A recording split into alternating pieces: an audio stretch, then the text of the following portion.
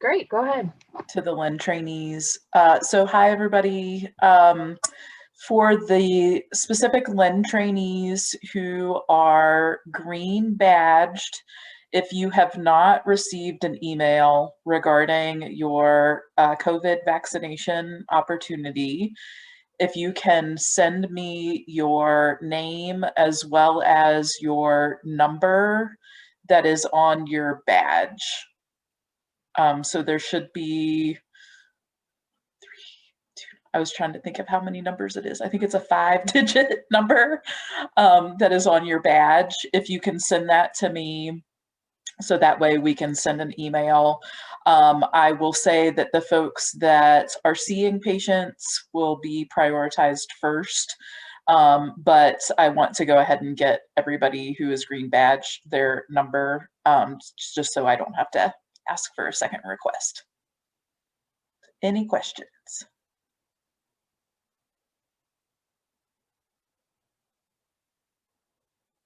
Okay. Awesome. Well, while people are kind of getting settled in, eating their lunch, I do have an activity that I wanted to save for us to do in class together, so you didn't have one more thing to do outside of session. Before I do that, though, I'll introduce myself real quick, and then I'll come back. So I am Steph Weber. I'm a psychologist in DWP, and actually, I need to change this slide because now I also have my master's in public health, so that's exciting. Yay, finally done with school, and this time I will not go back again. All done for good. So you'll see me looking over because I have you guys on screen next to me, and then I have my slide deck in front of me. So I would love it if you could show your face so that I can kind of follow along and make it feel like we're in person, so I can see your responses and kind of your nods and things of that nature. And I know we have quite a few of our social work friends with us and our LEND Light trainees from audiology, genetic counseling, and OT with us today. So welcome, everyone. Before we get started, though, and this will make more sense as we get going, I would like for you to, if you can click on the link, click on the link. Otherwise, go to www.vitalsmarts.com/style_stress/. And there is a 33-item questionnaire that I'd like for you to answer those questions. And this is one of those types of surveys where you really want to go with your gut instinct when you answer the questions. And then typically, if we were in person, I'd have you write your results on a half sheet of paper. However, it'll just spit them out to you on your computer. So hang on to them and keep them nearby or on another screen. And then I will kind of stop talking so you can focus for a few minutes. But please don't hesitate to unmute or put in the chat box if you do have questions about getting to this site or if you have questions about the survey.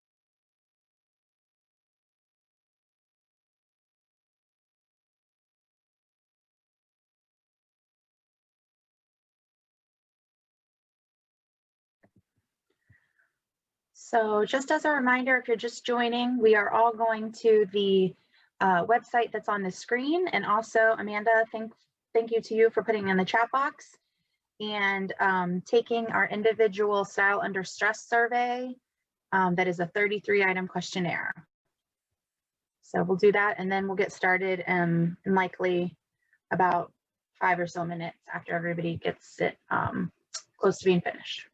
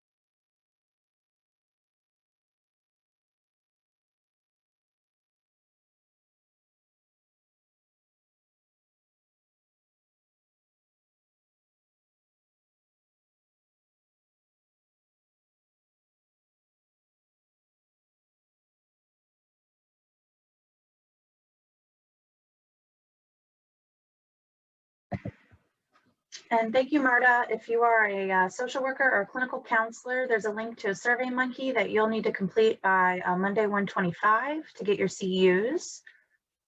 And then if you have already finished your survey, either put a reaction up, mark done in the chat box, just kind of let me know how many folks we might still be waiting on.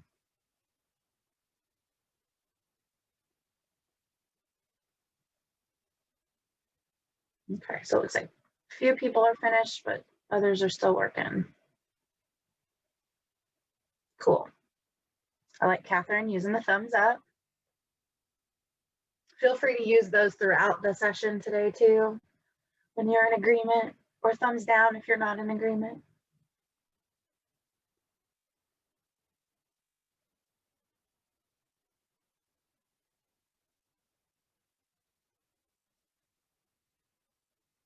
All right, looks like maybe we've heard from about a third, so we'll give everybody another 2 or 3 minutes to finish up.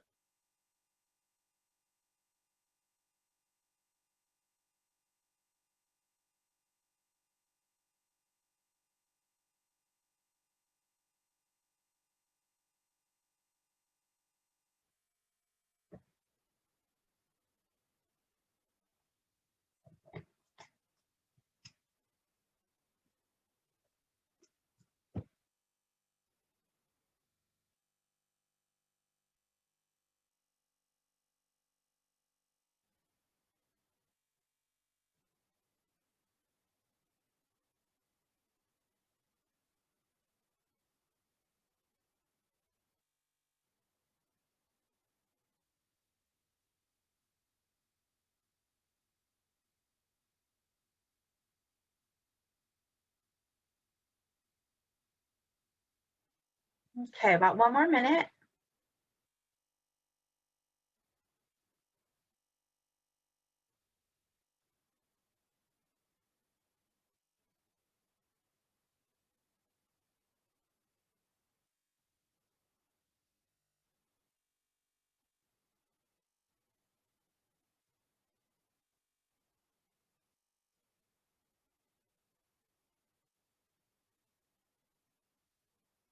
Oh, that's Regina saying the survey is taking a long time to load. That's okay.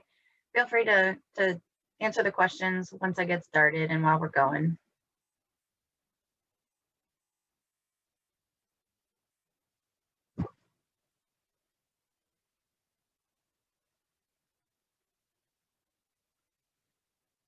All right.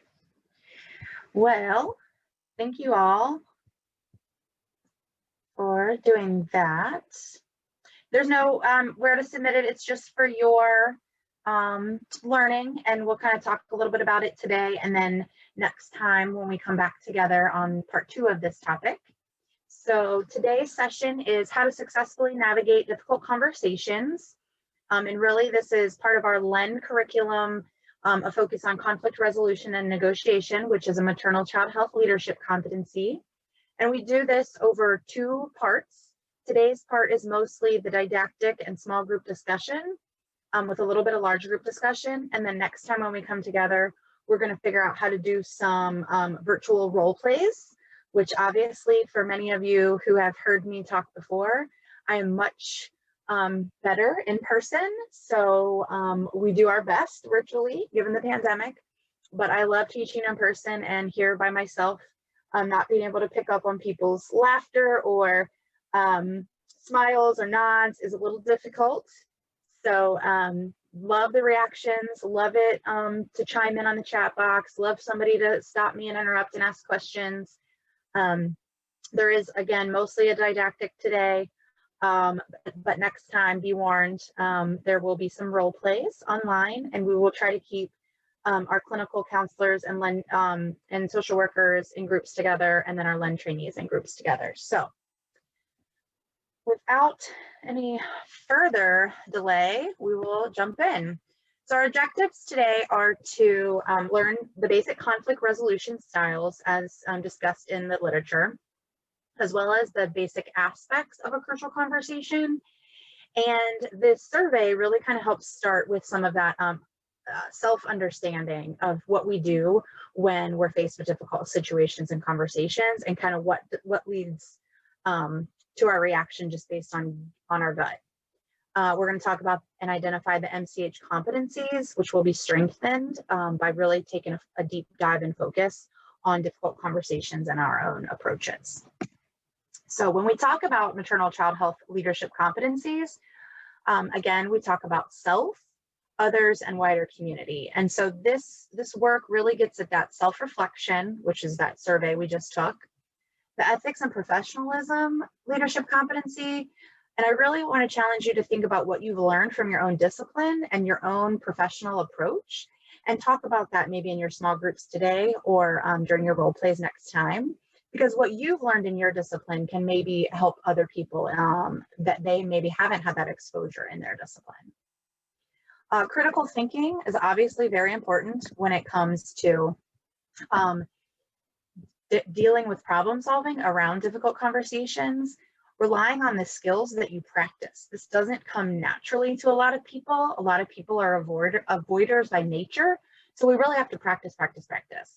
And then we want to act. When we think about the others group of MCH competencies, communication. This is always about listening and focusing in on the context, not necessarily the content. There's always a context around the conversation that we can't ignore, because there's subtle cues around emotionality that we have to address before we just focus on the content. And of course, MCH is great that they have a specific focus on negotiation and conflict resolution, because this I feel like is one of the areas that really marks okay leaders and managers and supervisors from really good leaders, managers, and supervisors. And we always want to talk about safety first. And I feel as over the last few years, Our institution, as well as our LEND program, has talked a lot more about psychological safety, and that's really what we're getting at in terms of these conversations. Because very rarely, hopefully, will these conversations ever in your professional life make you feel physically unsafe, although I wouldn't, it's not to say never, but it's really more the psychological safety, or that feeling of, I don't feel like I can speak up. There's a threat here that I could get in trouble by my superior. There's a threat here that somebody could react harshly and not talk to me or not work well with me. Those are the types of things that we're talking about when we say safety first. We can't ignore any of these conversations impact on kind of our cultural competency or our cultural humility, and how we respond based on how we were raised, how we were brought up within our own family's culture, within the culture of our racial and ethnic identity, within the culture of our religion. So this applies across disciplines, situations, settings, everything. So everything happens within the cultural context. We also focus in on interdisciplinary team building. And really, these are the fundamentals of playing nice in the sandbox. And you've heard us say that a lot. And then when we go to the wider community competencies, and thinking about working with communities and systems, these are the conversations where the rubber meets the road sometimes, IEP conversations that may not be easy to have, or difficult conversations with policymakers who see things from a starkly different view than we might around DD policy. And so those are the two big areas that I would say we're always potentially going to have a difficult conversation with people who are talking about money or use of money in different ways. And of course, we want all the money to support people with developmental disabilities. And that's not always the message that we get from other wider systems. So as a good child psychologist, I look at this information and liken it to the poster and the book that we've seen, All I Really Need to Know, I Learned in Kindergarten. And so we're going to kind of overlay that to hope that will help you remember some of these strategies and ideas and things that you can work on to have successful, difficult conversations. But really it's things that we learned when we were little. It's all the things that we maybe were taught about sharing and playing nicely and not hitting, putting things back where we found them when we were in childcare settings, cleaning up after ourselves, only using our own things and not taking things that aren't ours, saying sorry and meaning it. These are things we learned when we were little, but then we grow up throughout our education system, and things like math and reading and language and science take precedent over the soft skills.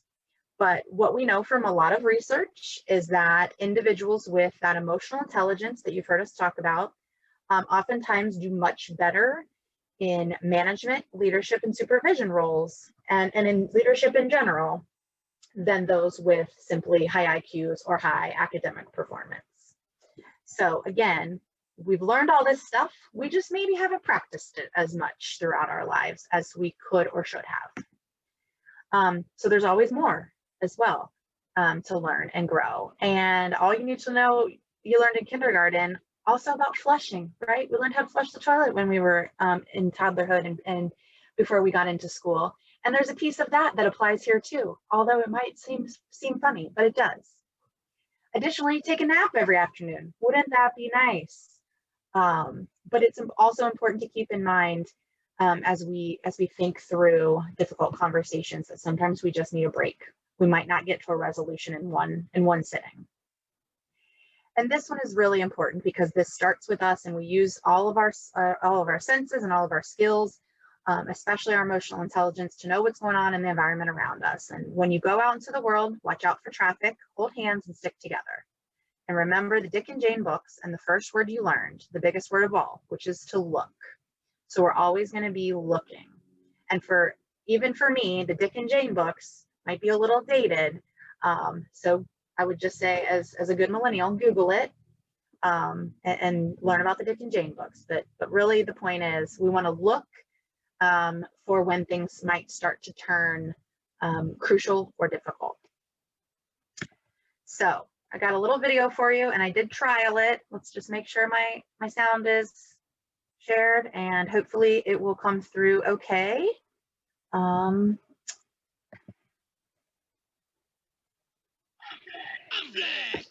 but I'm afraid that wasn't conflict. There's no conflict. No, you see, a conflict was in two people. Let me just start it over because for some reason it always starts partway through. Hello, monster. Hello. And we're here to tell you all about the word conflict. Conflict. Right, conflict. You guys ready to show conflict? Ready. Okay, here we go. The two-headed monster showing us conflict. Pajabalena chiki Kosovo. Oh, iketebo odabado. Time out, guys. What? I'm not sure you understand. We need to show everyone conflict. Conflict. Right, but I'm afraid that wasn't conflict. There's no conflict. No, you see, a conflict was when two people fight or disagree about something, and they have a conflict. Oh, conflict. Yeah. Okay, great. Conflict. We're ready to try again? Okay, here we go. The two-headed monster is now going to show us conflict. Take two. Ma. One of them has a flower he says is his. That's a promising start. Ikiboda odabada. Ma. Looks like the other one wants the same flower. This could be some conflict. Pajabalena share. Oh, they're sharing. Stop. Look, that was very nice. That was lovely, actually. You were sharing, and that warms the cockles of my heart. But listen, my fuzzy two-headed friend, that was not conflict. No conflict. No conflict. No conflict. I'm just sorry, it wasn't. No conflict.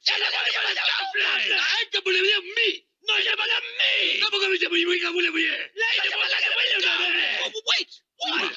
I just realized something. What? We disagree. We're arguing about something. So? We're having a conflict. Conflict? Conflict.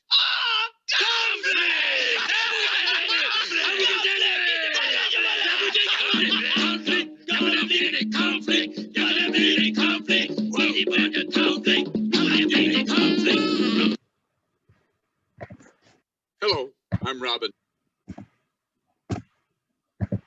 So I love that video. And yes, so first of all, rest in peace, Robin. Love Robin Williams. And second of all, I apologize for not putting on the captions. I realized when it was almost over. But that just goes to show that we do such a good job, especially now, if you look at books and resources and apps and things for our younger kids.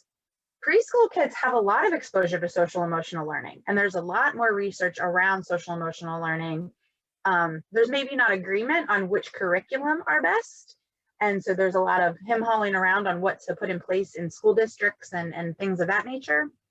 But there's a lot of options, even from 10 years ago when I was a trainee looking for books for my patients. There was nothing related to emotions and nothing related to conflict and dealing with being let down or dealing with frustration.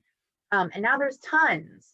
I think another great resource for kids as we work with them to learn these things, and it can help the adults in their lives too, is good old Daniel Tiger, who is based on Mr. Rogers' Neighborhood, who was the kind of the official, he started Social Stories, right? Like all of the work that he did is social stories. And that's what we use as evidence-based practices for individuals on the autism spectrum and with developmental disabilities. But that's what it was, you know, how do I handle it when mom brings home a new baby? How do I handle it when it's time to go to school for the first time? All of those things are social narratives that get us prepared for when things might not go our way. And so, again, as we move throughout life and move throughout school, we probably didn't have a whole lot of exposure to these types of things anymore. And what I'm starting to see with individuals who apply for the LEND program, when we interview folks, college programs, undergrads and some grad programs are starting to have more interdisciplinary curriculum, which is fantastic. And really it's the idea of bringing together people from different disciplines to work on problems together. And so kind of the pre-lend, if you will. And really the goal of that is to build some skills around how do you deal with problem solving when you see the problem from a different lens than other people. And so Thomas Kilmann, which for those of you Lend trainees, we do provide you with the Thomas Kilmann inventory. So you will be asked to complete that by this evening if you haven't already. You'll get a report on what your natural inclinations are on these five areas. So we have kind of these domains that move from uncooperative to cooperative on your horizontal here on your cooperativeness scale. And then on the vertical, it moves from unassertive to assertive on your assertiveness scale. And when I think about that, oh, maybe it's this one. Yes. So this is another way of looking at those five domains. No one domain is more important than others. They're all useful in different times. But when we think about these, if you're thinking about it from the cooperativeness scale, this is how cooperative you are to satisfy other people's concerns or other people's wants and needs, versus the assertiveness, the assertiveness vertical scale there is how are you attempting to satisfy your own concerns and your own needs. So for a lot of people with avoiding, the goal is to just delay, because maybe it's an unimportant piece of information. It's an unimportant factor to you. It's not something that is under a time constraint, or maybe it's just something that you're trying to avoid because you don't want to upset the relationship. Versus those folks who might be competing in that crucial conversation because the goal is to win. And sometimes the goal really is to win because we have more evidence or we have greater skill that we need to compete because it's a life or death situation. And so we have to be more assertive because it's more crucial versus less important. Then on the other domain, it's really about the relationships. And so it might be we accommodate because the goal is to yield and really give the other person kind of their needs and wants met.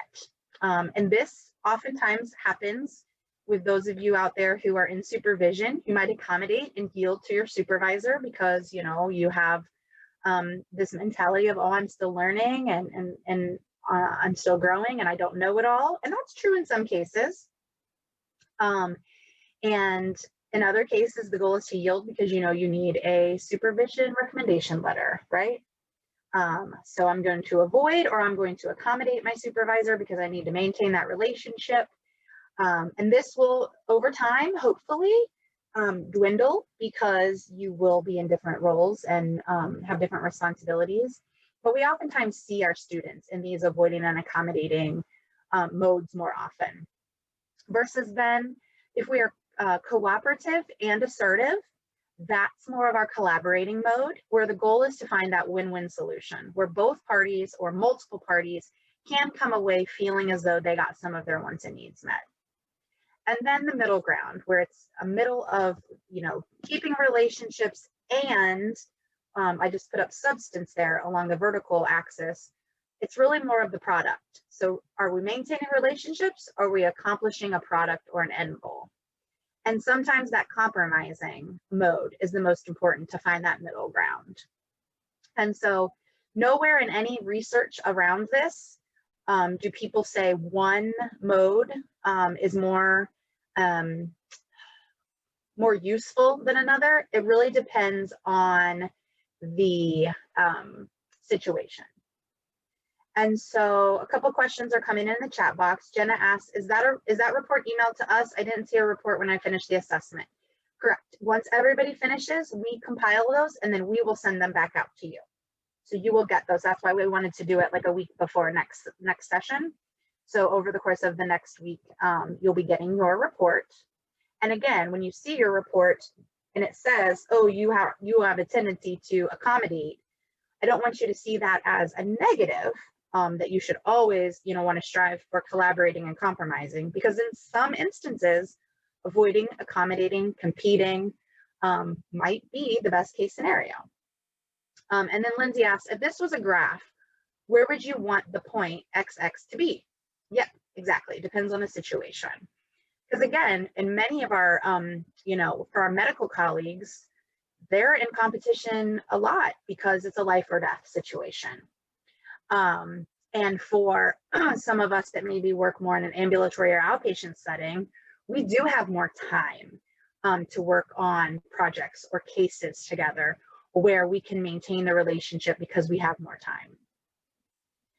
Melissa asks, where's the report to fill out? Melissa, this is something that we offer for our LEND cohort members. So I apologize if that's confusing. There was an initial survey that was 33 items that's free online. And the Thomas Kilmann instrument is something that we purchased through the LEND program for our cohort members. So I apologize if that was confusing. But again, this slide right here is kind of the crux of the Thomas Kilmann model. And when we think about and talk about difficult conversations, start to be thinking, do I tend to focus on an outcome or the goal or the product, or do I tend to lean more towards maintaining relationships? And I can say for me personally, I'm a huge relationship-oriented person, and I would be someone who would accommodate or avoid and just go and do the work on my own so that I can maintain the relationship versus competing, compromising, or collaborating so that I could get the product done. But sometimes I have been known to be more of a competitor because I know that what I have learned is very evidence-based. And so there's oftentimes this competition between what's evidence-based and maybe what is emerging evidence. And I've gotten myself kind of on a high horse, if you will, or on a pedestal, and get into conversations where I'm competing. And, I want you to understand that this is not an evidence-based practice, so therefore we are not going to use it. But in some cases, if it's not harmful to a child or a family, then maybe it is okay to allow for that. Yes, and Dawn comments, I think it's interesting that competing is considered highly uncooperative. And if you want to come off mute and say a little bit more about that, I think I would love to hear kind of maybe an example or a situation or just what you're thinking. Yeah, I guess I'm just thinking that in a competitive setting, like maybe in an academic medical center, when folks feel that competition might actually be seen as something that is a growth moment, or that it feels like, I think I wonder in that setting if you could do both. I mean, yeah, instead of it being uncooperative, it could be cooperative and competing. Ooh. Yeah, no, and I agree. And I think sometimes words matter. And as a behavioral psychologist who uses the word punishment a lot, but in real world, punishment means something different than what I mean from a behaviorist perspective. Uncooperative or unassertive here we may just want to focus more on what is it attempting to do, satisfying our own concerns or satisfying others' concerns. Right. And so it kind of uncooperative and unassertive bring a negative connotation oftentimes in our society that's very individualistic, or in other cultures where being uncooperative is seen as also very negative because it's a very collectivist culture. So I kind of see what you're saying in terms of we really sometimes need that competition to help us grow. And that's why we want to bring about diverse perspectives and really challenge each other. Did I summarize that okay, Dawn? Or you have more to add?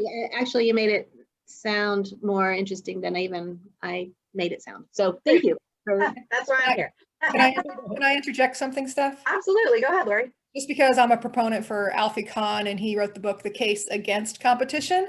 And so many times being in arguments, I'm in the autism world, so arguments are kind of the thing. And that so many times I see competition, and I do see where the positive is, because when you do have to win, you do need to be able to shut it down as quickly and as concisely and as respectfully as possible, and that's competition. But I see so many times people using the whole list of logical fallacies when they start competing. And when they just want to win, they sort of like, I'm always like, you still got to stay with the truth. We still got to stay with the point. We can be competitive because I really want to win here, but you got to keep it real. Yes. And that's where I think competition very, very quickly becomes very negative and very unproductive. Yep. And we're going to talk a lot about that more, Lori. So thank you so much. You kind of set it up really nicely. And that's kind of the way in which I think, well, I have one more video, but let me just show you. Ooh. So this, where I got all this information was kind of a compilation of both Patterson, Grenny, McMillan, and Schweitzer's book, Crucial Conversations, as well as the book, Difficult Conversations. And then when I was a fellow, I went and heard this woman, Elizabeth Ryder, speak at Harvard at a session around sharing difficult news with patients and dealing with hard clinical situations. And I think it was really impactful for me professionally to hear about how this can apply in a clinical setting, both where it's life and death and where it's maybe not life and death, but it's still very important to someone's quality of life and care. So a lot of this work, if you've heard any of the Crucial Conversations sessions through Cincinnati Children's Hospital, it may be a repetition a little bit, but again, I tried to overlay that with the things you learned in kindergarten to make it stick in your brain a little bit better. So I love this video.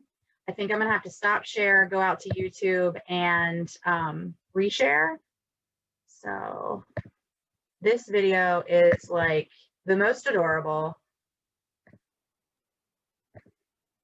Let me make sure my sound is still. And I tried to do the closed captions for this beforehand and they're just terrible, but ultimately I will just set it up for you that these preschoolers are arguing over whether or not it is raining or sprinkling outside. And it is hilarious. Sprinkling. No, it's raining. No.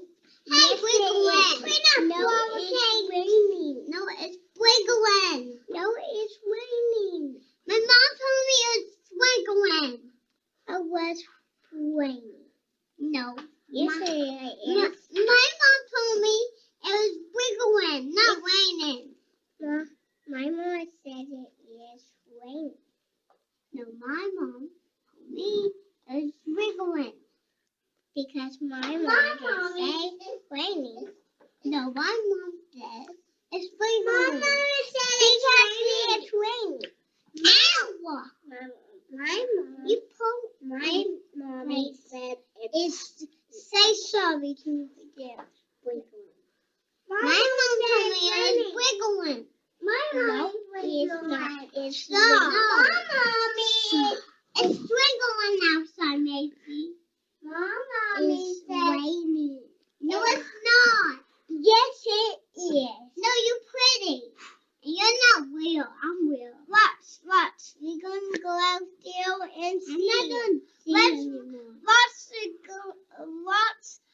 is not gonna see. Watch, we're gonna go out there and watch. And it's just raining. Because it's raining. No, it's not. It's just rain. It's just raining. Ow. It's just raining. Little place is raining. You broke my heart. Oh. You broke my heart. Turn around and then I'm gonna get honey. And how can do that? Okay, dear. You broke my heart. Turn around. So adorable. That was so stressful. What I'm gonna, as I pull these slides back up, well, once I can, oh yeah, stop share, reshare my slides. As I pull the slides back up, either put in the chat or about where did we see the little boy in terms of this scale? Where was he?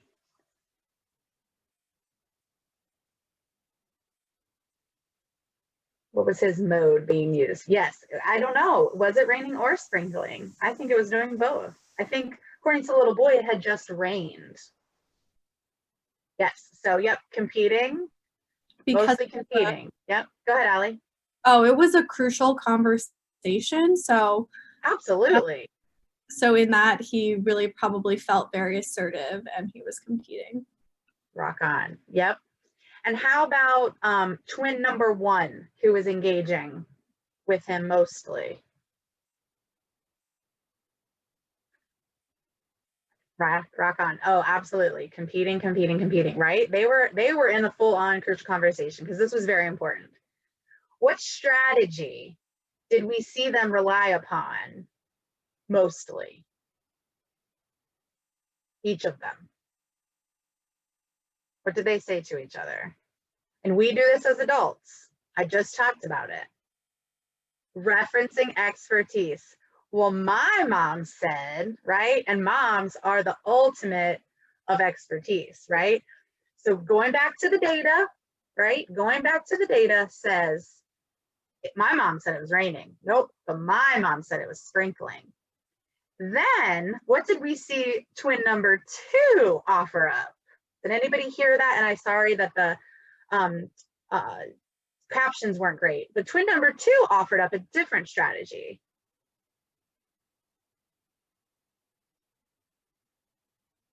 Let's go outside and check. Yes. So she said, let's see for ourselves. Let's go collect our own data. Let's go to the window and look, right? So where was she possibly utilized, or what mode was she coming from? Absolutely, Ariel, compromising. She's like, let's go see for ourselves. Let's see if we can figure this out together. So it could have been compromising, it could have been collaborating, right? But she's like, let's figure this out together and keep this relationship intact, but let's also get to our product. Let's get to our outcome. Let's get to an agreement. So kind of compromising, collaborating, right? I just love that video, especially as it relates to people, you know, especially kids with disabilities, because, you know, twin number 1, really outspoken. Twin number 2, maybe have a speech delay. Maybe tends to be the one that sits back and listens more often than the one that goes just straight in and kind of gets into that competing mode. So good thing that twin number 1 has twin number 2. I don't know about the little boy. He might need a twin number 2 as well to help regulate on his competition. But I just love that video, and it really highlights, we start navigating crucial conversations at a very young age. And we do this throughout our entire lives. So where this all is based on is our psychological safety, right? So especially given that in that video, these kids were threatened. Well, if it's raining and my mom said it was sprinkling, then that's a threat to my mom and that's a threat to me. So a lot of it comes based on fear. And this happens all the time in adult life where we react based out of fear or frustration. And it all goes back to our needs being met. So I love Abraham Maslow here. So if you're not familiar with Maslow's hierarchy of needs, let me enlighten you. He ultimately created this theory that we all have to have our basic needs met before we can move up the triangle or up the pyramid.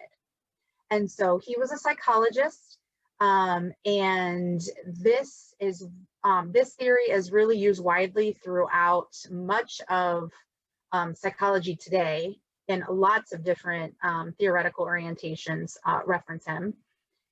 And ultimately, I also kind of remember it through, in Cincinnati, we have the Maslow's Army, who is the group who meets the needs of the homeless population, or does their very best to try to drive around and bring food and shelter and really just comfort to people who are homeless at this point in Cincinnati. So it starts with our physiological safety, so our needs for being able to breathe, have food, have water, have sex, have sleep, have homeostasis, and excretion is just being able to go to the bathroom, right? So I oftentimes, and this is your little lesson about kids, when our kids get quote unquote overstimulated, we hear that a lot, especially with kids with sensory concerns. That's because that homeostasis is off. Or I oftentimes see with my patients, they have to go to the bathroom, and so they can't focus on anything else but going to the bathroom. So then we start to see behavior. Or they're hungry.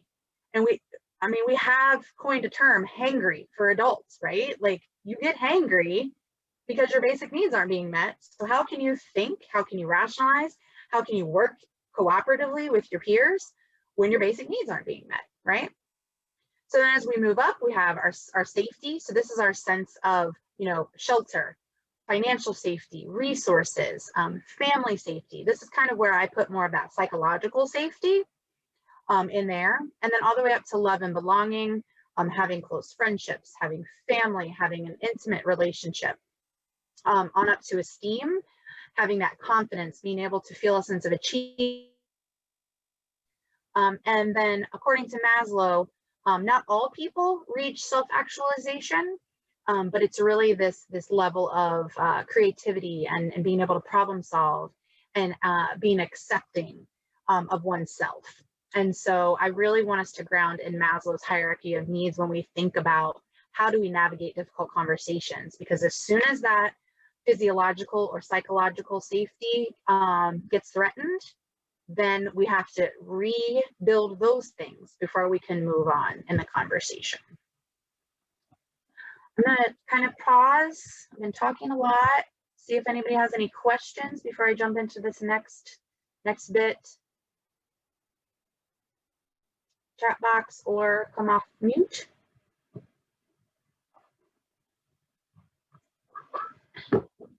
Okay, keep going. If I have something Yeah, go for it, Lindsay. in the chat, and I thought it was interesting that Sorry, yeah. the little girl in the yellow was talking about what her mom was saying, but the other two were so focused on competing with each other, they weren't even taking in like anyone else considerations. So I thought that was like another whole aspect to it too. Thank you for pointing that out. I think that is such a great perspective that we sometimes get so into our own tunnel vision about A, wanting to win, B, being right, that we don't look, right? We said that at the beginning. It's something we learned in kindergarten. We learned to look. We stop looking for alternative evidence. And those are the kinds of things that this society needs more now than ever, right? Like, we need to take in lots of perspectives. Because all we're seeing a lot of times right now related to conflict is the extremes. And so how do we kind of come together and hear the multiple perspectives, not just on a continuum, but thinking about them kind of on different planes too. Because all we see is those extremes. So a lot of the research based on conflict resolution and negotiation comes from the business sector, and really folks back from the 70s and before, the goal was to avoid conflict. And let's think about it. What did business look like? 70s and before. Very hierarchical, very white male dominated. What did medicine look like? Very hierarchical. What the doctor said goes. The nurses follow what the doctor says. Everybody else follows what the doctor says, and their decision is final, right? So it was to avoid conflict. We just listen to our superior, and the information trickles down, and we just do what we're told. And if we do have conflict, then we're being quote unquote insubordinate or non-compliant. So Thomas and Kilman, these are partners, they came together to develop and disseminate their information and instrument in 1977. And really since then, since they've dug in, they've seen conflict and kind of coined it more as a natural phenomenon that's meant to happen. And so really it can have a positive impact on work performance and work productivity. And these are two words that if you're not already in the workplace, you will hear all the time. I call productivity the dirty P word. And really conflict can bring about organizational climate that is either dysfunctional or functional. And so what we strive at Cincinnati Children's, from my perspective, is to reach a place where we can feel psychologically safe. Are we there yet? From my perspective, no. We have a lot of work to still do, but I think that has a lot to do with the diversity, equity, and inclusion work that still has a long way to go as well.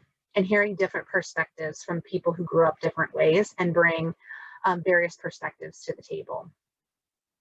We also know from quantitative studies, so more of that statistical analyses, that those individuals that are mid-level or junior level, and this one study was done with bank managers, their conflict resolution style was more typically accommodating or avoiding. And that's probably no surprise to anyone, right? They have a superior that they're probably trying to impress, so they're more accommodating to them. Lots of research done around nurses. So nurses do a great job with research. I love it because then we can kind of draw from what they find and apply that to other healthcare settings. We know in nursing research that the higher the emotional intelligence, the more likely that the conflict resolution mode and style will match the situation. So that's why we really want to see those nurses in leadership positions and that are charge nurses, that are supervisors, that have good emotional intelligence, not necessarily maybe only good bedside manner or only really intelligent, but those folks that can read the room, quote unquote, those folks that can sit in a room together and make people feel safe speaking up when they see something out of place. And then again, I kind of alluded to this, not surprising, students. What is a student's primary mode? Avoidance. And again, it's most likely avoiding due to lack of confidence in one's skills, due to wanting to please and appease superiors or supervisors. But what we do know is that with training, like these talks today, like practicing these things in your everyday life, we have students' modes can change. And then we also, again, have from the nursing literature that we can bring about more compromising and more competition as well. And especially nurses and females. So again, nurses are a primarily female heavy discipline, but as you know, people that are coming up in a predominantly male dominated society, females have to have more opportunities to be able to speak out. And then when we overlay that with individuals of color, we have to provide space and opportunities for them as well. And so it starts with maybe training them or training those supervisors to allow for that space so that we can meet in the middle and give them more of an opportunity to compete, to collaborate, and to compromise. So again, some reasons for avoidance. There's just a lack of a motivation, maybe. I don't care that much about this product. I don't care that much about this relationship. I'm just going to avoid it because it's not that big of a deal to me. I'll get to it later. I see this a lot in grad students, potentially when they're avoiding their supervisor because they don't want to become emotional or fear what that power structure could look like if they didn't do what they should have done for their dissertation or their thesis. So I'm just going to avoid the supervision and the advisor conversation altogether. There's that fear of emotionality. So we see this potentially in clinical encounters where I don't want to bring up the bad stuff or make somebody feel uncomfortable because I don't know what to do and it makes me feel uncomfortable if somebody cries or if somebody gets angry with me. And I have so many social workers on the phone who are amazing at this. So feel free to chime in at maybe what you've done personally to give yourself the confidence to deal with emotionality. I don't know if anybody, I'll just start pointing people out. And I'll start with you, Marta. I'm just kidding. But I think this takes a lot of practice, being able to sit with emotionality and be okay if your body starts to tense up, being okay if your face starts to tear up. How do you manage that? Because this is a huge piece of dealing with difficult conversations.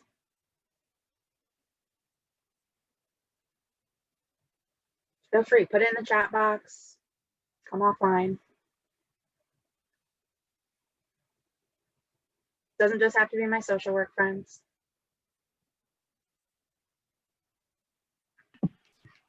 This is Abby. I'll share that whenever I have to say something, maybe to a family that they don't want to hear, that I try to put some positives in between it so it doesn't sound like all they're doing is something negative, or that we're asking for so many different changes. I try to kind of sandwich it between positives. Thank you, friend Abby. Thank you. Breaking that silence, though, people are talking about silence in the chat box, which that is a huge piece of being okay with emotionality, is being okay with silence. And I love how Abby kind of talked about that we don't maybe just want to dump all the bad stuff in at once. Sometimes maybe it is easy to just, rip off the Band-Aid and say, I have some tough things that I want to talk about today, and give people that heads up that they know it's coming.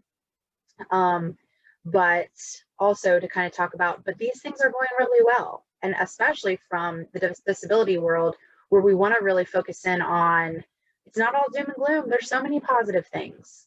And nothing at work is all doom and gloom either. There's tough days. There's tough relationships. There's tough people to be around. There's tough clinical experiences. But it's not all negative as well. I love also too that people are normalizing the emotion and naming the emotion, talking about that in the chat box.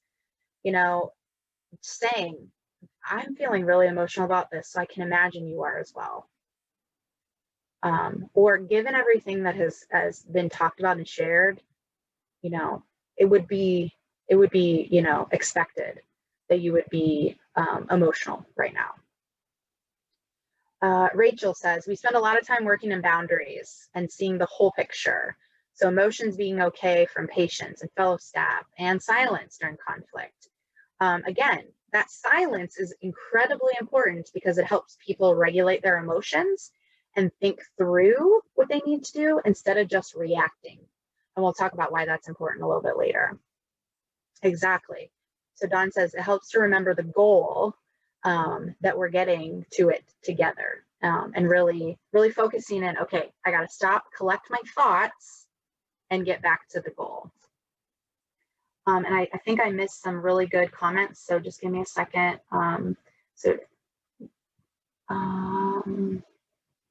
Trying to show some more comments here. If anybody has anything to add and they want to come off mute and break this uncomfortable silence for me, that would be great. Oh yes, deep breaths. Yes, Christina talking about deep breaths. Absolutely. Again, you have to go back to Maslow's hierarchy and meet your own needs. So that may be deep breaths. That may be, I don't want to go into my annual review with my supervisor knowing it might make me uncomfortable if I'm starving or if I have to go to the bathroom, right? Taking care of your basic needs can be really helpful. Deep breathing, hugely important.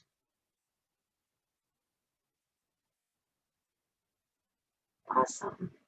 And Vanessa, you bring up a good point. So Vanessa was trained as a veterinarian, so she was trained to not get emotionally involved.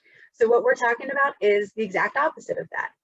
And when we work with people, we can't avoid the emotion. And I think that we're seeing that more and more in workplaces, especially in healthcare, and especially during the pandemic, that work and home life are starting to be more and more blurry. And that people in management are starting to understand more and more that you can't ignore people's emotions and you can't ignore people's personal struggles, because that's really important to being a good, effective manager and a good, effective supervisor, and really making people feel safe in sharing when things get tough. So, but I see what you're saying. Yeah, in the chat box, when you need to save a life, you can't start crying. And it's all about that emotion regulation that matches the scenario or the situation.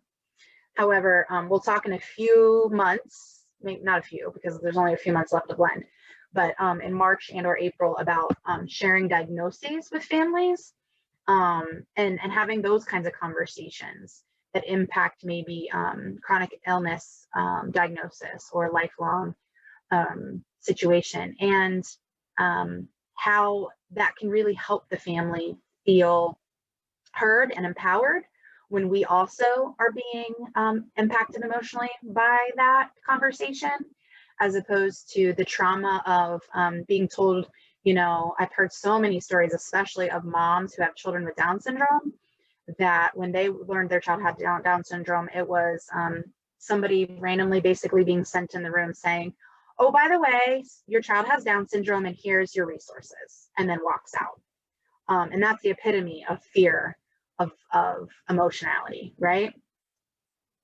Dawn, I love that. Yes. So Dawn says in the chat, I have a hard time when I feel like I'm responsible for how the person across the table is feeling and you want to fix it. And of course, you're a helper. That's why we're here, right? We're helpers. We want to help. We want to fix it.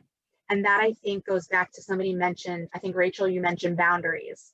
And that's really, really a nuance of boundaries. So we can't fix it for everybody. We have to own what we can own, and we have to let go what we need to let go. And I love Lori. Girl, propranolol. Yes. I learned about some propranolol in grad school when I needed to defend my thesis. And good stuff. Beta blockers for the win. Yes, yes, Just yes. Keeping it real. Can do all the deep Keep breaths. it real. I love it. With step pad. Yes.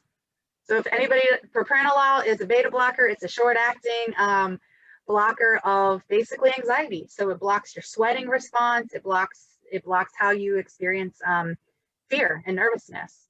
And when you go to give a talk, or you know you're gonna have something emotional come up, it really works. It really does. So okay, I'm gonna move on a little bit. So when we think through questions to consider about crucial conversations, when is avoidance appropriate? When is engagement and conflict absolutely necessary? And when you think about needing to have a crucial conversation, do you have the time and psychological energy to do so? So just chat box or shout out, when is avoidance potentially appropriate? If you can think of an example. I think avoidance can be appropriate given the timing. So I was thinking about in conflicts with my partner, when he has a huge test the next day, it might not be the best time to bring up an issue I'm having. It'd be better if I could avoid it until he's in a better space to talk about it. Absolutely. I love that you nailed it. So timing is a huge piece of when avoidance is appropriate. So it may be something that you will address, but the time isn't right because you're amongst an audience, and it's something that needs to be addressed one-on-one in private. Or it's not a good time because that person, you know for sure, doesn't have the psychological resources to deal with it at that moment. Or you don't have the psychological resources to deal with it. So therefore, you know you're going to flub it up, right? And you don't want to. So I love that timing. However, I will say I just came off of a meeting at noon with Dr. Jamila Hackworth talking about microaggressions and responding to bias, and really challenging us to be not just allies, but I think she uses the term abolitionists, and speaking up, even if it makes people feel uncomfortable related to microaggressions. And I thought that was really, really important. So I do want to point that out. And Dawn, yes. So Lori, you say, when is avoidance appropriate? When you're too emotional, when you need to use your break card, right? I always say, I teach kids with autism how to ask for help and ask for a break. But man, oh man, we need sometimes to teach adults to do that too. So use your break card, step away, just say, you know, I need time to think through, and then let's get back together. And Dawn says, in sessions, sometimes families need time. Absolutely. And so slowing down or really kind of being with their feelings. And we'll talk a little bit more about that too. When would engagement and conflict be necessary?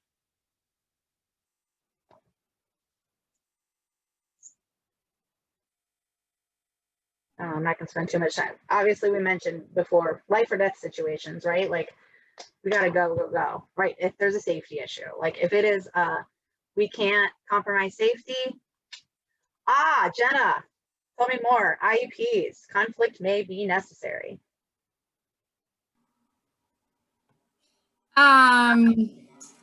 Yeah, when you have, 10 people against you, well, what is perceived as 10 people against you, and you're trying to get your point across and no one's listening, and you start to feel like the meeting is going down a path that isn't the right way or the right answers. You're not hearing what you want to hear about your child or a path that they're wanting to take with your child. And of course it's your child, so you're trying to advocate. Yeah, there's a lot of emotion, and conflict is almost always there during those meetings to some degree. How you describe that, Jenna, too, is I think spot on to what so many families feel from hearing about IEP meetings before they even have their first one, feeling as though you're going to be on the one side and 10 people are going to be against you. And what does that bring about in our mind, right? Immediate defensiveness and fear. And how do we as healthcare providers, as people who potentially could work in the education system one day, how do we dispel that and make those IEP meetings a place where families feel less fearful, right? And of course, there's going to be conflict because there's maybe, differing opinions.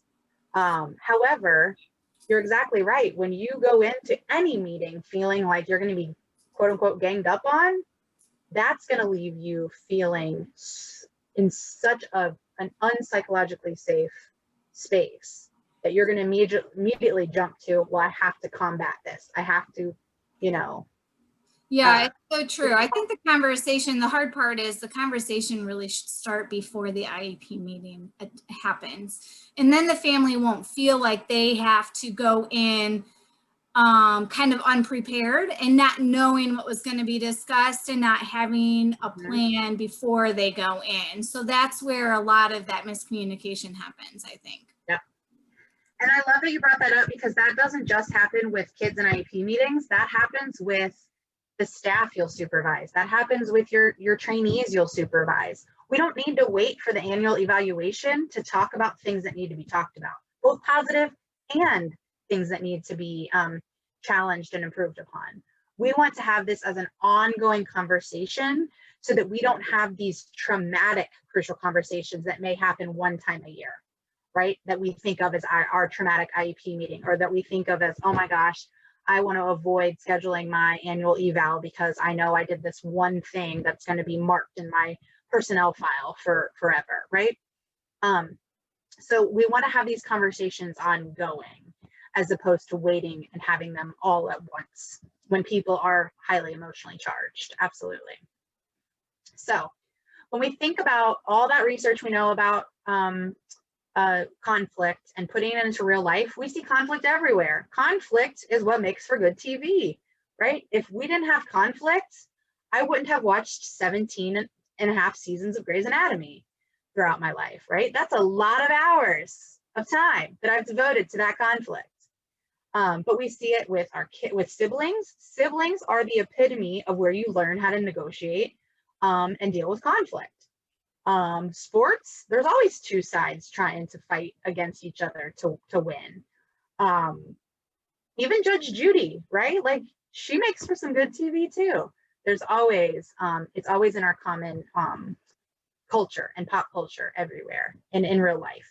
And as a parent, probably of small children or of older children, out there's conflict all the time. So in parenting life, it's there as well. And I talked about this, where all this work comes from. So what does make a conversation crucial? It's not just, oh, this is emotional for me, but what makes it crucial is when you have two or more sides that have opposing opinions, when it does become emotion laden, or there's strong emotions, and when the stakes are high. And stakes high don't have to necessarily mean life and death, don't necessarily have to mean the same for both parties. But like Jenna just mentioned, it's my child. It's the life and quality of life of my child and my family. That's a really high stake for her, right? Versus maybe somebody else in the room doesn't feel as high a stake, but it sure definitely is for that parent in the room. So again, these are the three, and it goes back to our basic shapes that we learn in preschool: triangles, opposing opinions, strong emotions, high stakes. And what is our main objective when we have these conversations that may turn crucial? And the authors of Crucial Conversations talk about it as getting all the information out into the pool of shared meaning. And information both being emotion and content. So context and content are both very important. And one of these days, if you've heard me give this talk before, one of these days I'm really going to change this weird looking woman who looks like her head is spinning and the man who looks like he's just not interested, but it's not today. So we'll move on. So the rest of today, we're going to start by talking through the first 5 chapters of the Crucial Conversations book. So getting unstuck, starting with heart, mastering your stories, and stating your path, and then learning to look. And then next time, we're going to talk about safety, exploring others' paths, and moving to action. So going back to the bit about what you learned in kindergarten, you got to clean up your own mess. So it's all about that self-reflection and getting unstuck. So I love this idea of there's an inability to solve a problem or achieve your goal, and what is causing that? So these questions are good prompts. So what bad results are happening that I want to fix? What good results am I not able to get to right now? What is the pattern that I'm always trying to fix? So what is that problem? And this, the longer you're in a professional role, the more these will come up, because these are things that people complain about all the time. And for me, I can tell you, I have a plethora of policies because, as you know, I'm a self-proclaimed person who doesn't like to follow rules. So I have a plethora of things that I complain about related to the rules and the policies because I like flexibility. However, I have to understand that rules and policies are in place to keep people safe. I get that. It's just hard for me. So these are the questions that we can think about as we reflect on why things are getting messy, why things are getting emotional, and why people are stuck. So Anna, I'm a little past time where I thought we would do this, but if we could just randomly assign people to groups of 4. Yes. Small groups of 4. These are the questions, so either take a picture of it, hopefully you maybe have it pulled up, but once you go into your small groups with the random selection of individuals you're with, introduce yourself, maybe talk about what role you play in your professional life, and then talk about, and this is vulnerability, trigger warning, right? Like vulnerable time, be vulnerable. How did you get your way when you were a child versus how do you get your way now? And then go back to that survey you took at the beginning of today's session. Is that still accurate based on the survey in comparison to when you were a child versus now? And I'll be vulnerable first. I used to get my way by running to my room and pouting. I grew up Catholic, so I ran to my room out of Catholic guilt, out of feeling badly all the time that I did something wrong.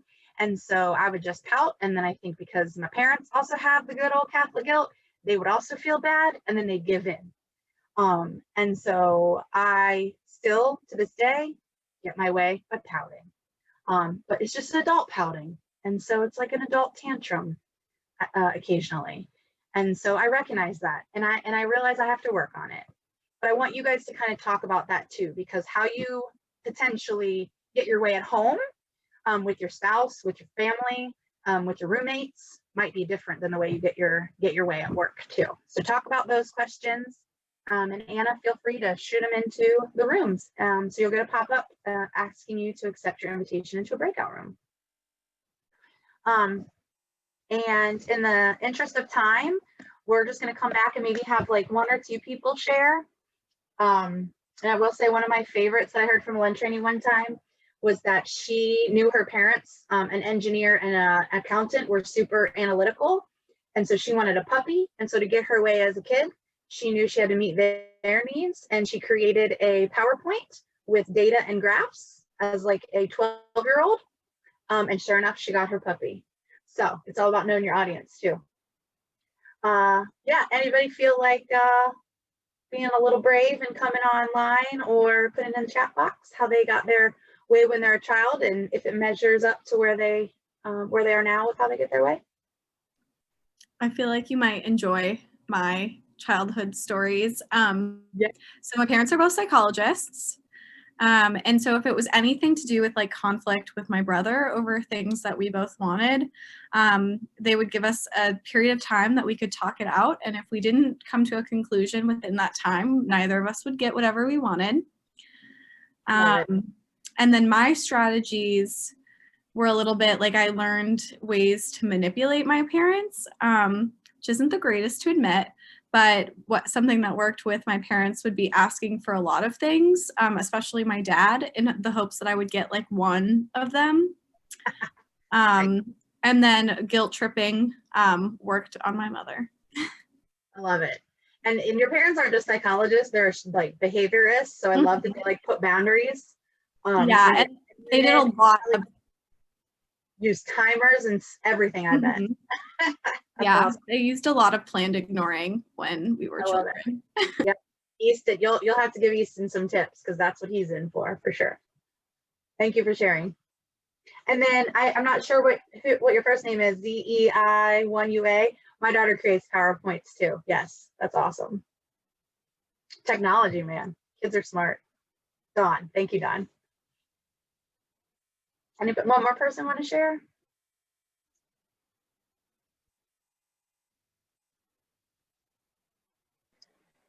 Well, Steph, I'll share. Thanks, Krishna. Well, I'm one of 5 kids, so it was a lot different. We did a lot of compromising, and that's just the way it was in our household. And I grew up with strict Catholic parents, so we didn't, try to argue back to get our way. It was just like, that's just the way it is. And that's that's what now, Krishana. Do you feel like you do a lot of compromising now? I feel like I'm a pushover for my kids. Yeah. Maybe not him, right? But no, well, you know what? I find that with that, I do, because I'm working in education and with my students, when they have conflict, I'm always trying to get them to see a way that they can work together, collaborate, or compromise. Yeah. So I do a lot of that. And I also do that, with my husband a lot. You've had a lot of practice. Absolutely. And I think you bring up a great point about birth order and how many siblings you had, whether or not you grew up in a 1-parent or 2-parent household, whether or not your grandparents lived in home with you. All of those dynamics make an impact on how you negotiate with the people around you. Because if you were the baby of the family, that made it look very, very different than if you were middle child or oldest child. So thank you for bringing that point up. Well, we're going to keep going. I know for time, we're definitely not going to get through everything today, but that just more and more of a carrot to come back. And I think next week we'll do the next round. So going back to those kind of start with heart chapter. And really focusing in on that self-reflection around not hitting people. And there's this continuum that the authors talk about in the book, Crucial Conversations, around responding. And folks tend to, and this you may have seen in your results from that survey, tend to kind of default to more of a silence or more of a violence. And I hate that word violence, but it's really more of a avoidance versus competition on that continuum. We're going to go through what each of these extremes could look like, but there's always space in the middle. Again, it's a continuum. So silence could be things like masking, and I really kind of masking is just being passive aggressive. It's people that are kind of understating their true opinion. So an example I have that we hear all the time, oh yeah, that'll work like a charm. People love to wait 3 weeks to see the doctor, or in our case, sometimes it's a year to see the doctor, right? So again, that comes across as passive aggressive, and oftentimes even just the tone of some of those kind of remarks can make people feel uncomfortable and really lead to resentment and frustration over time. And I want to point out, somebody put in the chat box, it's really important to address these things sooner than later so they don't fester. And I'm also the queen of letting things fester and then trying to bring them up later. And so do as I say, not as I do. Again, I'm not an expert in this. I just really like to learn about it and teach about it. I'm not perfect at it by any means, because it does take a lot of practice. But I think it's also important to, what the person said in the chat box was, don't wait 6 months, don't wait a year, right? Try to address it as soon as you have a calm mind and calm body and can be rational with your emotions as best as you can. But sometimes you can't. Sometimes it's okay to be angry and sad and frustrated and cry. And, you know, it's never okay to yell necessarily at people, but it's okay to be passionate. I'll leave it with that. So kind of getting back into the avoiding. Sometimes people just avoid by changing the subject, right? Especially away from those sensitive issues or those emotional instances, and changing the topic. Or you have those folks that are withdrawing altogether, who just pull completely out of the conversation. Oh, my phone's ringing, I gotta go, right? Wait a minute, I didn't hear a phone ring. They just like totally lied and got out of the room. So these things are not necessarily uncommon. I would say we see more of these things in healthcare settings, especially with the volume of women that I work with, as opposed to the violence or the more assertive competing. Tend to be coming across as controlling or somewhat coercive. And this is where we might see people use absolutes in their language. And we know that things are never 100%. There's always a gray area. So it's things like always and never that we might hear in conversations that leads people to feel uncomfortable. Also labeling. When we try to put a label on other people or generalize to kind of dismiss other people's thoughts and feelings, that can really be problematic in the way in which we respond in difficult conversations. Or just straight up attacking, right? Like, again, I'm lucky enough that in my career, I haven't seen this too often, but I'm afraid that some people would have a different response. But really, when folks are just out to win the argument or to make other people suffer because they're feeling vulnerable, they're feeling frustrated, they're feeling sad. So it's things like really belittling other people. And thank you for Katie. When I think of withdrawing, I also think of self-regulation in order to be psychologically and physiologically safe to engage. Absolutely. Sometimes the withdrawing is important. It's the withdrawing completely and never returning back that can be problematic. And I think that's what we've kind of talked about in the chat box here. So playing fair. When we think about the unhealthy motives of dialogue versus the healthy motives of dialogue, and again, kind of red and green. So if you have red-green color blindness, I'm sorry, I should not have this on my slide, but the unhealthy is red. So the idea that we work hard to be right, we work hard to save face or look good to others, winning or punishing or placing blame on others, or avoiding that conflict. Those are kind of our unhealthy motives. So check yourself. Am I trying to be right in the situation? Yeah, with my husband, sometimes I am trying to be right, and that's an unhealthy motive. Am I trying to save face to look good for my supervisor? Sometimes I might have to check that. But we want to move towards our healthy motives of dialogue, or the ones that are there in green. How do we move towards learning? How do we move towards finding the truth, that small t truth, which is how does the other person perceive the situation? How does the other person experience the environment around them? How do we produce results like we've talked about, or how do we strengthen relationships? So those are the kind of the four main areas we want to think through. Okay, what can I do with my behavior or my words right now to learn more? What can I do right now to produce results? What can I do now to strengthen this relationship that may be fractured at the moment? So I love this quote. This quote has just always resonated with me for a long time. And I think I've talked about this before maybe, but it's no doubt that this quote resonated with me, and I became a psychologist because we are all about thoughts, words, and actions, or thoughts, feelings, and actions. But really we want to share everything and get that context out into the open so that we can really stay in the dialogue when we're angry, scared, and hurt. So watch your thoughts because they become your words. Watch your words, they become your actions. Your actions become your habits, and your habits become your character. So we have to share everything. And what happens though, I need to upgrade this graphic as well, because when we start to feel angry, scared, or hurt, we go into our primal brain and we go into fight, flight, or freeze mode. So think about that for yourselves. When was the last time you were angry, scared, or hurt? Are you the type that is more likely to fight? Or maybe your survey results suggested you were more inclined to default to the violence? Are you more likely to flee? So maybe you're more likely your results suggested silence, or you're more likely to freeze. And thinking about that from that psychological perspective, fight, flight, or freeze, because this happens to everybody. And this is always what I think of when I have my shower thoughts on what I could have said in a situation, right? We always think of our comebacks way later when our brain is calm. And why is that? Because, and for my neuroscientists or my medical folks on, this is not any type of like great visual. It's really just to show that where does the red part go? Where is that blood going? It is not going to the brain. It is not going up there to number one. It is going to the extremities so that we can fight, flight, or freeze to keep ourselves safe.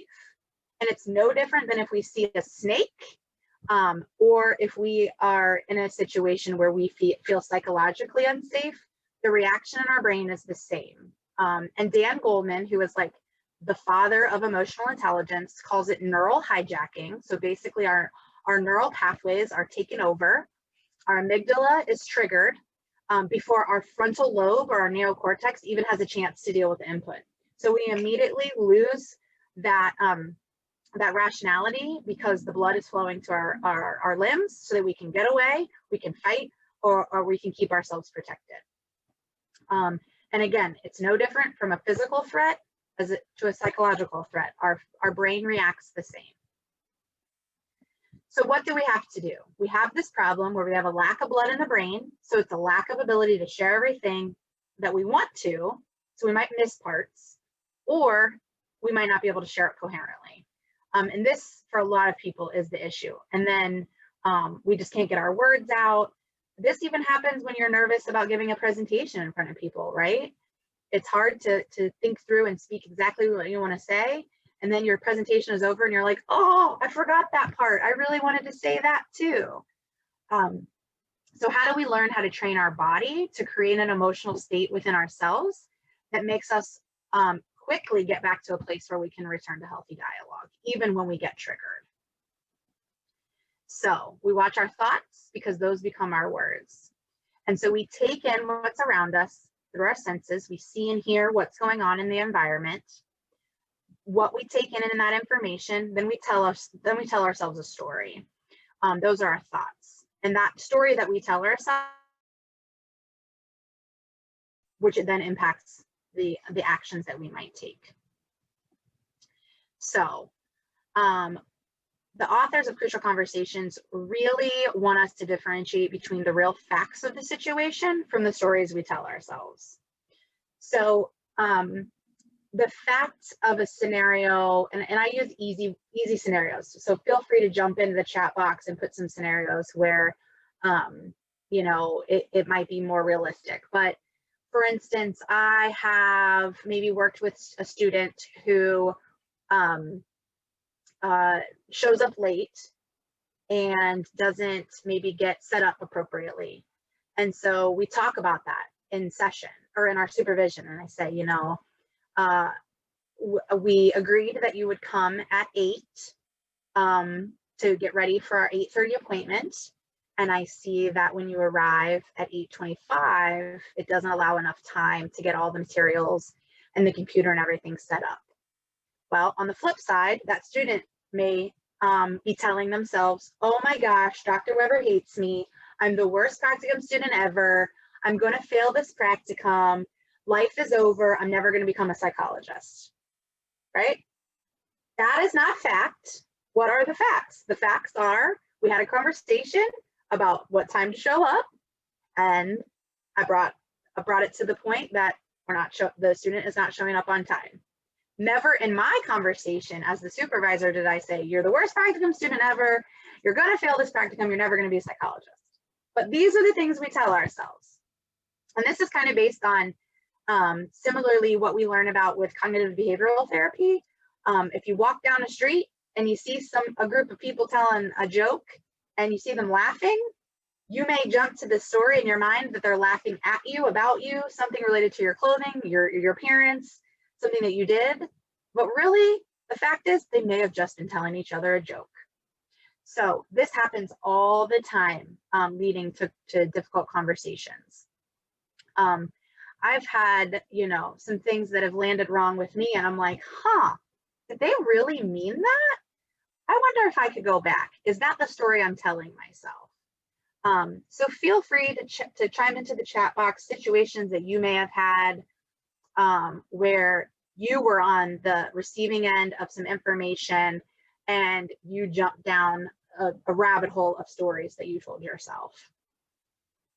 And those stories that we tell ourselves, they will make us feel vulnerable because they are not rational. We really jump to some dark places, and that's okay. It's human nature.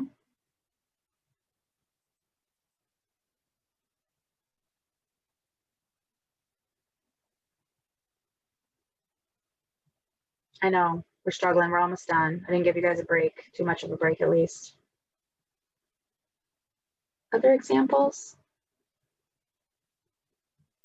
When I'm first getting to know someone, like first forming a friendship, like every little thing that they say or every look that they give me, I like will form stories in my head and be like, oh, they thought what I said was weird, or my God, I bet they hate me. I bet they think I'm so weird. And so I'll like, especially when I don't know someone very well, I like go to so many different stories in my head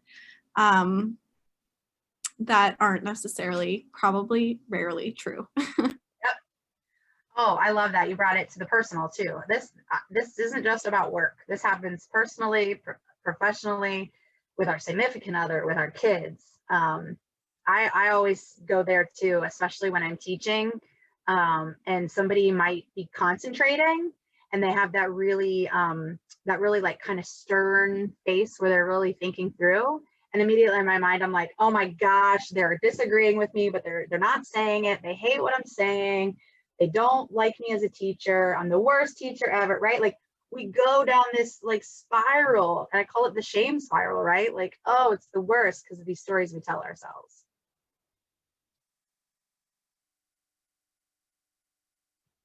Other examples?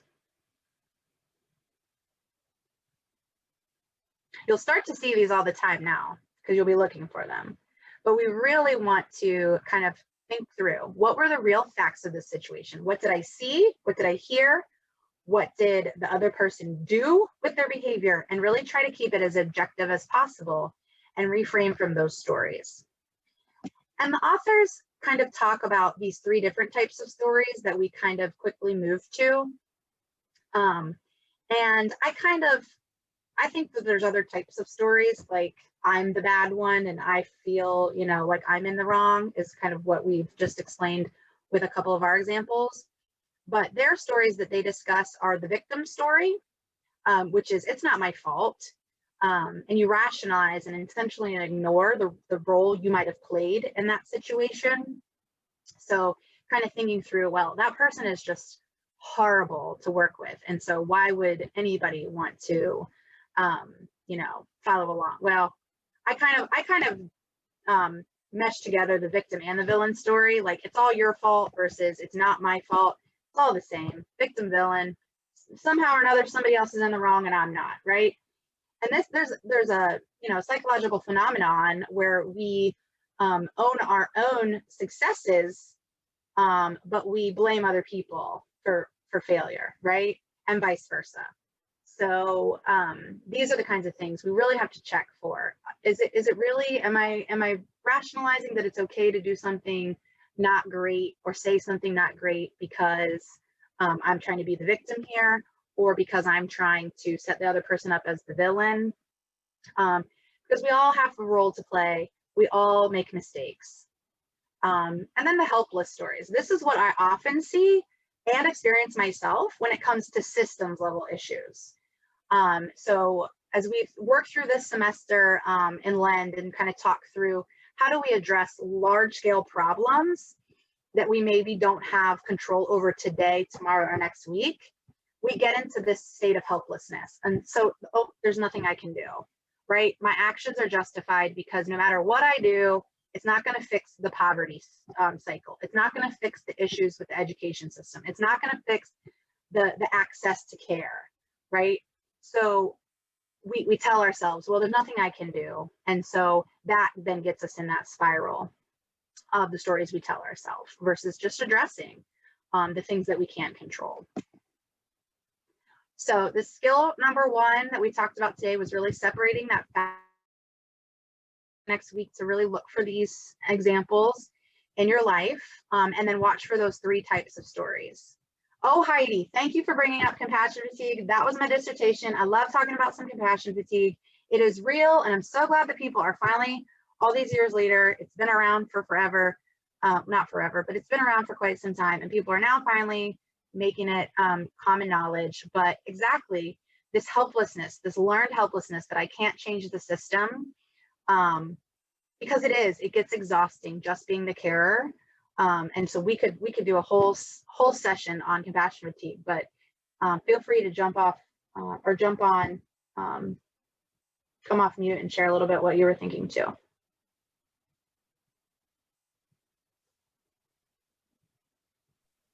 So I was thinking about, I do a lot of training with law enforcement and children's service workers, and just how they get to a point of working so hard to have a different outcome, and the systems that we work in sometimes don't allow for the outcomes that we wish for our clients or patients. Right. There's a really good, and you'll know it if you did your dissertation on this, is it Figley? Charles Has Figley? has the compassion satisfaction.